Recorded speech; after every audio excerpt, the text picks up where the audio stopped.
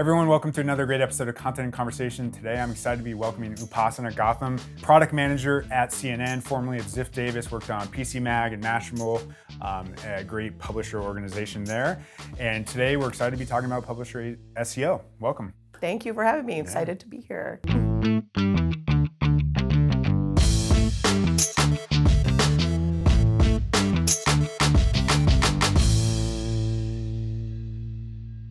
One of the things that we were talking about before this that I thought was interesting about your experience at PC Mag is you kind of de-compartmentalized, or maybe you compartmentalized, what in my mind would just be a news site into something more useful, I think, or a better way of thinking about it, at least from a monetization standpoint. So could you speak to that? Absolutely. And I think this is applicable to understanding content on any sort of news or publisher website. One thing that was really critical is understanding all of the different types of content. So in addition to news and the really great, deeply analytical, long form news and op-ed type of pieces that PC Mag editors and analysts wrote, there was also a lot of other type of content on the site.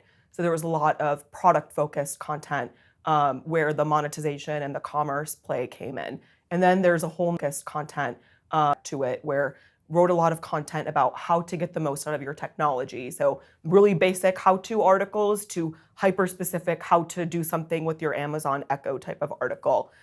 So I think the easiest way to kind of classify this massive amount of content on their website was, distilling it into these three types of categories. And I think that lends to really understanding how to build a cohesive information architecture for such a massive publisher like Ziff Davis. Same at CNN. This is something we're going to be working on. And we kind of worked on classifying it at a macro level by object and subject. So like those three classifications that I just mentioned to you about news and evergreen and commerce or product focus, we would consider those to be an object level classification for information architecture. So it helps you understand the different types of content on your site. Okay. And then the second level of classification is what we would call like a subject. So these are all of the topic themes, categories, content categories on your site that fill in and provide context to all of those objects. So for PC Mag, for example, that would have been stuff like hardware, software, consumer electronics. And then we categorized that at different levels too and became as specific as possible. Okay.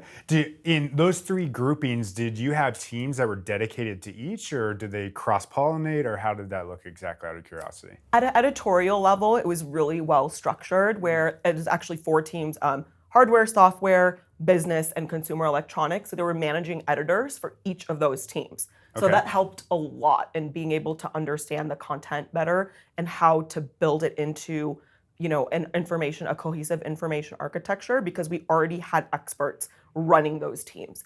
And then that helped provide, again, more context to how we would cross-link and integrate all of those different types of content together between news, between commerce, and between evergreen. Okay.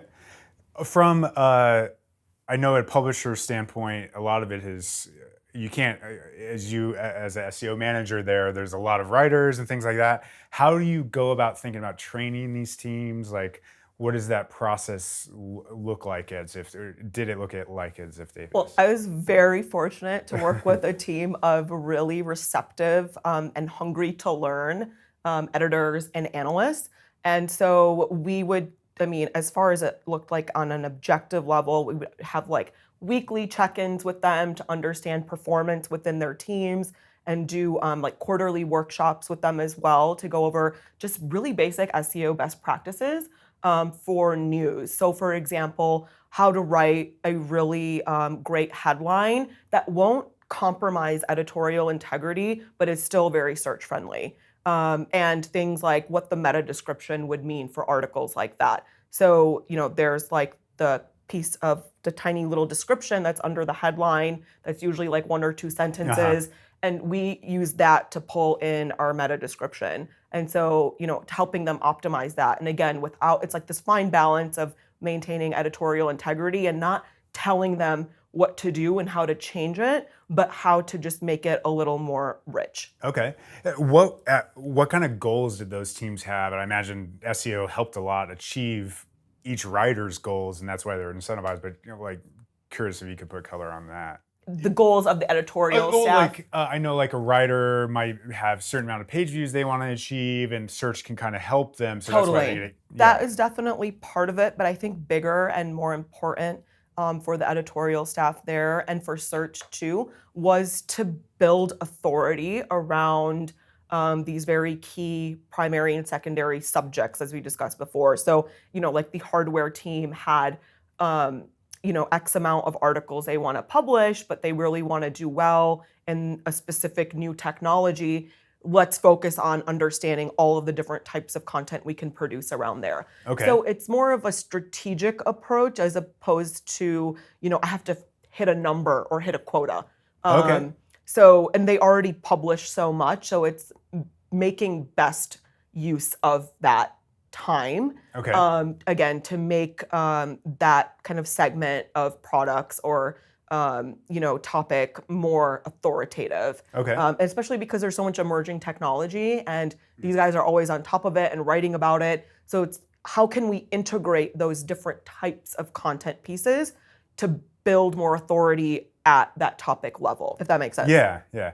So, I mean, these companies can be, I'm sure each publishing team can be really significant in size. It probably depends on the site. What do you think, like, is there like any perfect right ratio of an SEO manager to editorial team size or SEO team relative to, like, what should it be at the New York Times versus CNN versus PC Mag? Like, yeah. I mean, I'm going to provide the total cop-out answer, which is it depends. Okay. But I can say from my own experience having, a search individual contributor level, which I was, I'm more of like a manager or analyst type of role dedicated to a property and then having, a couple of stakeholders overlooking all of them, which is kind of how we functioned on our search team. Okay. And that worked out really well because you can just be really focused on, optimizing this gigantic brand. Okay. Not to say having a couple more people wouldn't hurt, but we also had a really great analytics team that I could just go straight to and work with directly. So I think it's so much of relationship building with other teams and understanding like you can get that information from other places too. So I think it worked out well, like having a dedicated individual contributor at the SEO level and then having a stakeholder or two, overseeing that strategy. Nice. So one thing I've always generally considered for publishers is because of the quality of the content generally and the volume, they naturally have really high authority. On average, of course, it's all relative to what you're competing against, but Totally. just curious especially for your envelope or brands there at Ziff and how you think about it moving forward to CNN, like link building. Like, is there any active, like how do people think about link acquisition at your company or that company? That is one thing, even working in SEO for the past 10 years on big brands mostly. I don't know. I've never done it. Also at Ziff, we had a separate PR team who handled and managed all of that. And it's definitely a great supplement to a successful sound strategy. I don't think for big brands, it will make or break anything. Okay. That is my personal opinion, totally. But I've just seen it serve as a great supplement. I think it's a totally different story for SMBs. Yeah. I mean, I don't disagree. It depends on the vertical. I do think for publishers, you do have the authority a lot of the time. Exactly. To make that happen. Yep. But I mean, imagine you were talking about information architecture, and in some ways, it's that internal linking distribution and things like that. How do you think about that at publisher or PC Mag? I think that is very, very critical, like internal linking as opposed to, acquiring backlinks. And again, just for publishers and news is way more important. And actually you see way big of a difference when you just analyze something as simple as like the click depth of your site, how deep is content sitting. And usually with gigantic sites, things get lost over time, in this on this website. Yeah. And so I think understanding from a crawl depth level, like how to minimize that is super, super important. Also, just from a crawler perspective and obviously a user perspective too, right? Most people come in from search. So they're just going to go to their article and read it. But also, we want to keep them on site, right? We want to help navigate them to other parts that might be helpful. And so you can't do that if your content is, kind of all over the place on your site. So it has to be easily accessible and like in a very understandable and cohesive way. Okay. So I think that's where the big difference is when it comes to like the profoundness of interlinking on a large site. Yeah. Okay. That makes sense. One thing we do for medium-sized sites and sometimes small sites is a content audit where we basically look at stuff with no links, no traffic, and we kill it or we redirect it. Okay. It has a few amount of links. And I'm just wondering at that, I'm sure you have thousands upon thousands of pages. Is there any active process? Does that make sense? Have you seen any change or lift from doing those things if you have done them? I 100% agree with that strategy overall. If it's just kind of a dead page that's there, I think that 301 redirect strategy is okay to use if it's actually relevant, because then using that as a default for every single thing, and you're racking up 3,000 pages that you're all redirecting, that also presents a whole nother problem. Yeah, right. And so I think just thinking about it a little more strategically of why does this page exist? Do we really need to even redirect it, or we just kill it? So I think that is a big kind of debate too about what to do with all of these like superfluous pages that exist on these massive sites. And I think for speaking about news, one thing that is important to consider is time and publish date, right? Mm-hmm. So if it's really, really old, it's 5 years old, do you really need to redirect it? Probably not. Maybe just no index it or something. Okay. But if it's still relevant and it's just an updated product or something like that, you can definitely, in that situation, I would suggest just redirecting it to the updated, article version about of that. Exactly. Right. Is it an active process of killing those pages, or like what is that active thing that Ziff would do, or out of curiosity, or is there certain tempos, like you do that once a year, or is it just like when you got that feeling that we're starting to be weighed down by all these superfluous pages? And all of the above. Okay. Also, you find stuff on the fly all the time, right? Yeah. So like I had one other great way to maintain and build relationship with editorial staff is we had our own Slack channel that was SEO and edit. Okay. And so they would find random stuff, from like 5 years ago, and they're like, oh, we thought this was gone and it's here. And then we just have a quick real-time discussion about what to do with it. In addition to like a more massive overhaul where we do like a site crawl first and then, figure out what we need to do from there. So I don't think there's like a regular cadence. It's real time on the fly and then massive, crawl strategy. Exactly. Yeah, that makes sense. So for writers, do you give them, or would you advise? I guess you sort of said don't give them rules, so maybe I'm answering my own question. But like an SEO framework or checklist or something like that they have. Like, what did that look like if you had one? I best practices for sure. Okay. So created this very simple doc and it was based on template type. So I mentioned before, there's our news templates that we had. There were more commerce focused ones. And then there were more evergreen type of articles. And so had separate kind of set of best practices for each of those. A lot of it overlapped. Okay. So for example, one big one for SEO and editorial and news and publishing is the headline, right? How do you maintain that balance again between editorial integrity and search friendliness? Usually there wasn't too much to tweak, but it would be like, okay, maybe this word instead of this one. And so, do some, again, quick research on the fly and provide some recommendations for them if they needed. But one of the recommendations I remember we provided for headline optimization particularly was, try to make it as, again, concise and precise as possible. Okay. What is the thing that you're actually talking about, and make sure that is in there while making it sound, editorially beautiful and everything too. And I think the big area of opportunity really came with the deck copy, which is the little summary that goes underneath the headline. And that's where you can really start to craft something more rich. Okay. And building. Editorially? Yes, exactly. Yeah, okay. So they'll write it. And so it had a different set of best practices for that tiny snippet of content. And again, that's what we use to pull in a meta description. And one of the suggestions gave there is use a different semantically similar keyword in there.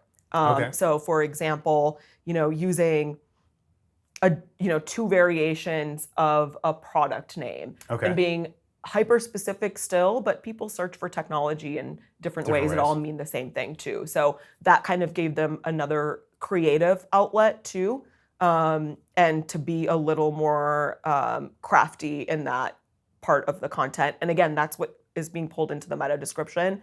So understanding that you can write what you want, but hey, maybe toss in like keyword or two more keywords instead of just that one, right? Well, out of curiosity, what was that just how the CMS was set up, that it was pulled in the meta description, or do you think that's the right move, or just happened to be what you were forced into? That's how our CMS was set up, and I think it's totally dependent on what that technology is built on and like. And so there were a few of our templates that were, and this exists across all like news organizations. It's totally dependent on the functionality of the CMS. So that meta description, you can have a formula for it.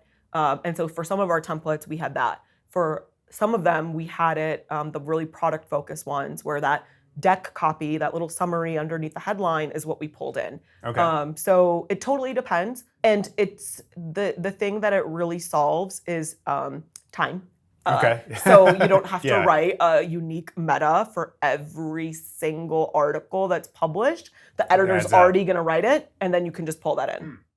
Is that the kind of uniform term for that deck copy for that area? Does every publisher kind of use that same framework? Yes, pretty much.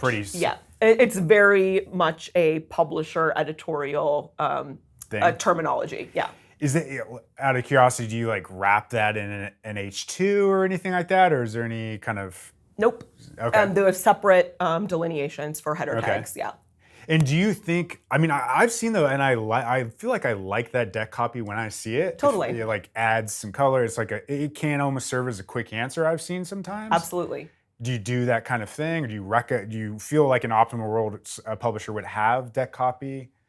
I think it's helped as a user, just like you said. Like I like reading a quick summary to make sure before I dive into this like really long form article that it's what I'm looking for. So I mean, from strictly a user perspective, I think it's great. Okay. Unless it's something that's very obvious already, like how to do something, that makes sense. I know what this article is about, but something that's maybe more of a news or features or like a longer opinion type of article, I think it's really important to have that in there. And also, especially for news and publishers, being in that top stories carousel is so important that I think it helps kind of bolster. Show relevancy? Absolutely. Show relevancy and like just bolster like that placement.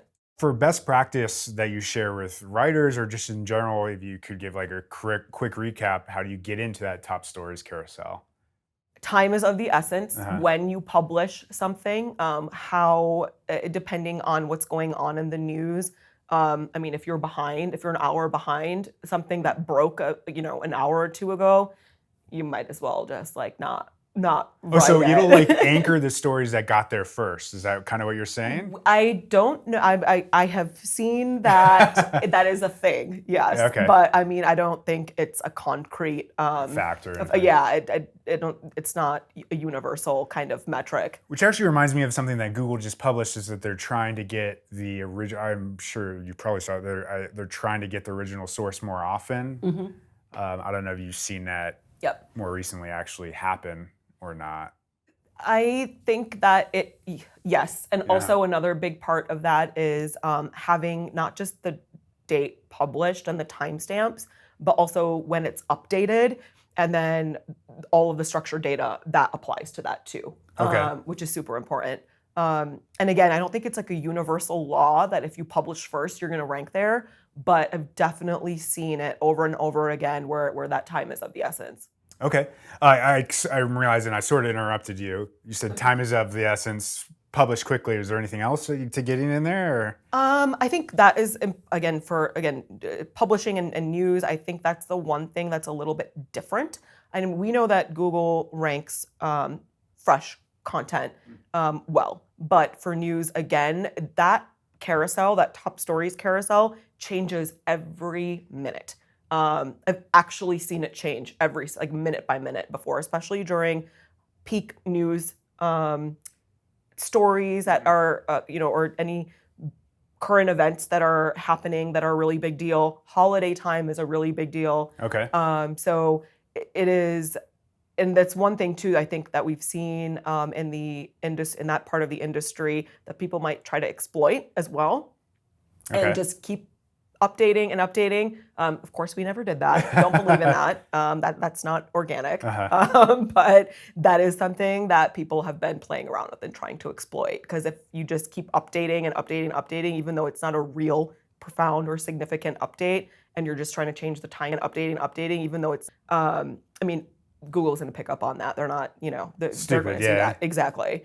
So in addition to that, again, it just goes back to that hyperspecificity and conciseness in that content, especially for news. So we've touched on the CMS a little bit previously. Curious how, what do you think an optimal CMS should look like? I'm sure we're all, what do you think but we're in the CMS that our publisher gives us, and that's important. I know you told me that. So could you touch more on CMS best practice, things like that? I mean, I'm trying to figure it out also, but there's so much that goes into it. I think the most important part is workflow, to make sure the editors and writers are able to get in and publish something quickly, and not just publish something quickly, but something that's well optimized.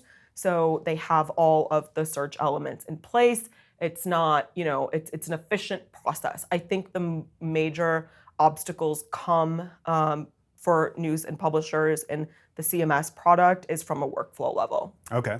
And then obviously that in turn can have domino effects to search. Exactly. For sure. So yeah, this has been great from a publisher standpoint. I know you have got a lot of great thoughts on information architecture and things like that. Like, if you had a macro takeaway or thought about that and what people should be doing there, what would that be?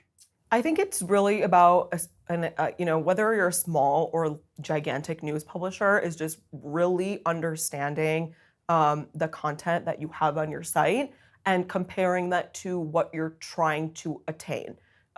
So the information architecture piece, it's a weird task and responsibility because no one really knows where it sits or who's supposed to do it. It could be a UX architect, it could be an SEO, it could be a product manager.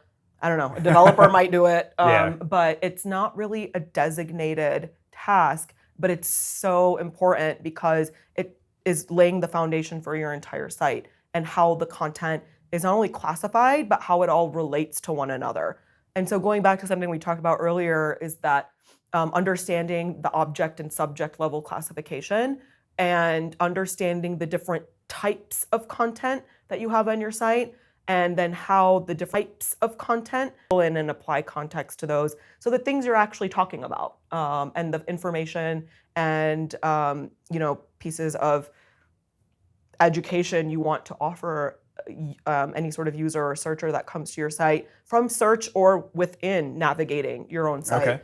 I think it really, really starts there, and it's a really painful task for large sites, and it's usually this is what lends to like a poor user experience or poor crawlability by the actual Googlebot, because that, going back to another thing we said before, page depth and crawl depth, right? When things start to get lost, you want to be the goal is try to be as flat as possible. Okay. Right? So, and understand that for gigantic websites, like that's not going to be possible to be totally flat, but minimizing that depth is super important. As much as possible. Mm-hmm. One thing you said at the very beginning of that thought was no one really knows who owns that, or no one owns that. Do you think someone should own that? Should that be the SEO Or is it everyone's job at the end of the day? I think the way that we're able to make it successful is a combination of teams, especially with the content and editorial side, because they are the ones that really understand the depths of content since they're the ones who write it. Yeah. So I found that partnership to be really successful as far as creating a successful information architecture. I mean, building the framework, I think an SEO or UX architect can definitely do that. And then from there, layering in the details by working with editorial or content members. Okay, great. Yeah, well, this has been great. I've definitely some great thoughts. I love the thought about the CMS and just thinking about a CMS generally. People probably I mean, a lot of people use WordPress. Obviously, a bigger publishers is even more important endeavor. But how we feel about that, I think, can change outcomes, make it more likely that I want to write something if I'm not in a terrible Absolutely. framework. So, yeah, really appreciate you coming on. Thank This you. has been great. If you like this, please give us a thumbs up, subscribe, and let us know what you thought in the comments. Thanks for watching.